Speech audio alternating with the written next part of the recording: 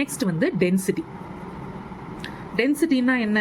டென்சிட்டினா எவ்வளோ அடர்த்தியா, எவ்வளோ நெருக்கமா வந்து ஒரு பாக்ஸில் பேக் பண்ணியிருக்காங்க அப்படின்னு அர்த்தம். ஓகேயா? இப்போ நான் இந்த இடத்துல வந்து போட்டிருக்கேன் இல்லையா, இந்த இடத்துல கொஞ்சம் கேப் விட்டு தான் இந்த ஆட்டம்ஸ் மாலிக்யூல்ஸ்லாம் இருக்கு. ஆனா இந்த இடத்துல ரொம்ப டைட்லி பேக்கடா இருக்கு. ரைட்டா?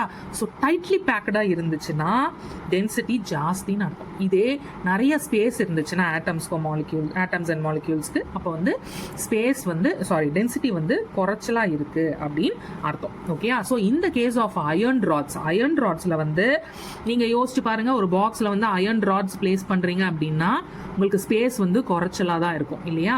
ஸோ அதனால இதனுடைய டென்சிட்டி, இது டைட்லி பேக்டா இருக்கிறதுனால, நெருக்கி இதை வச்சிருக்கிறதுனால இதனுடைய டென்சிட்டி ஜாஸ்தி.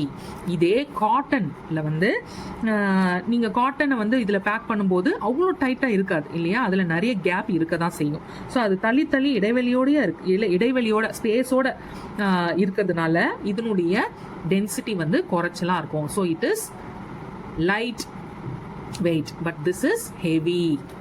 ஓகேயா? ஸோ இப்படி தான் நம்ம மெட்டீரியலோட டென்சிட்டியை கண்டுபிடிக்கணும்.